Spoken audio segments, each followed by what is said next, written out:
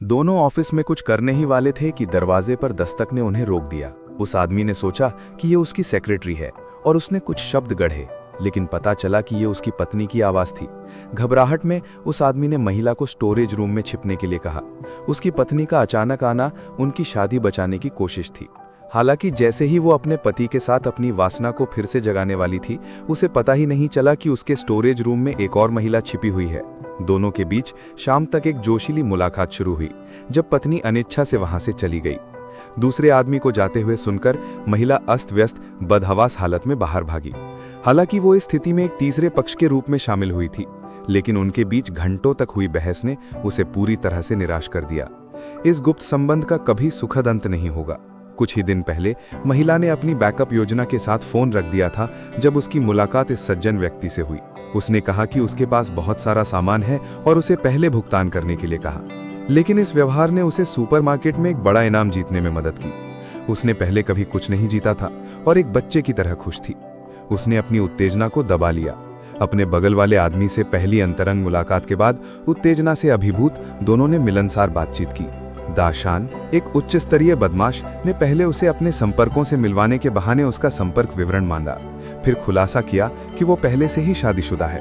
निश्चित रूप से एक आदमी के शब्द सबसे शक्तिशाली प्रेम औषधि होते हैं।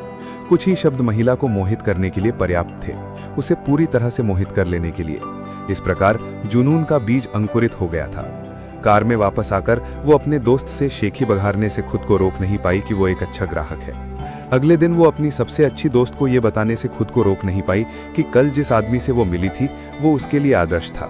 लेकिन जिस बात ने उसे गुस्सा दिलाया वो ये थी कि वो पहले से ही शादीशुदा था। उसे समझ नहीं आ रहा था कि क्या करे, लेकिन उसकी सबसे अच्छी दोस्त ने उसे सलाह दी कि वो एक मौका ले।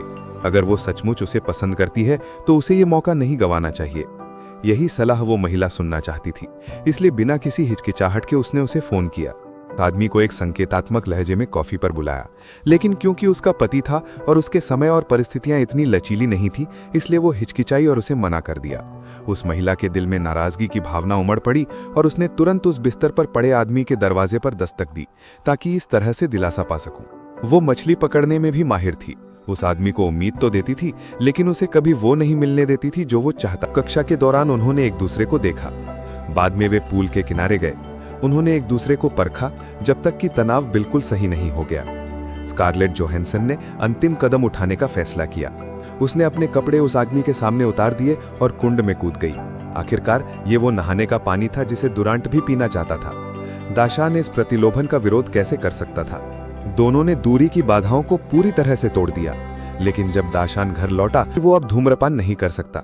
लेकिन दाशान ने इससे इनकार कर दिया। इससे सीधे तौर पर दोनों के बीच एक संघर्ष छिड़ गया, जो एक बड़े विवाद में बदल गया। उसे दिलासा देने के बजाय वो बिस्तर में घुस आया और अपने प्यार का इजहार करते हुए बोला, मुझे तुम में सचमुच दिलचस्पी है। मैंने पहले कभी ऐसा महसूस नहीं किया। मुझे पूरी तरह से सोचना बंद कर देना चाहिए। उनका मोह उन पर हावी हो गया और वे अपने प्रेम प्रसंग और प्रेमिका होने के बारे में सब कुछ भूलकर केवल उस पल का आनंद लेने पर ध्यान केंद्रित करने लगे। उसने अपनी पत्नी को तलाक देने की, उससे अलग होने की और अपने दोस्तों के साथ नाव पर रहने की धमकी भी दे दी। उस दिन उनकी गतिविधियां बढ़ गईं और वे और उत्तेजना पाने के लिए उस आदमी के पास भी पहुंचे। हालांकि उत्तेजना क्रमशः तीव्र होती जा रही थी।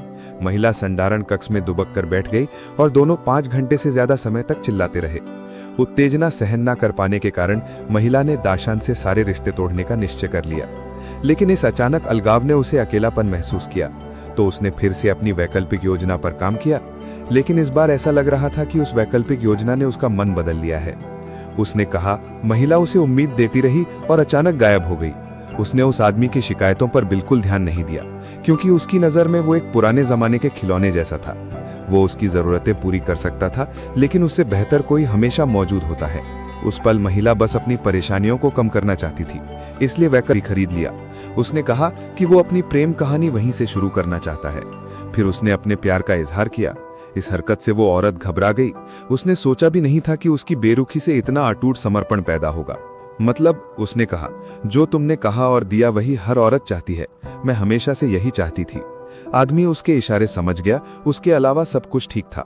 वो जाने के लिए मुड़ी, लेकिन फिर भी उसे छोड़कर जाने का मन नहीं हो रहा था। क्या कोई रास्ता है जिससे हम इस अटूट समर्पण को सुलझा सकते हैं? हम बस सोते हैं क्योंकि मुझे लगता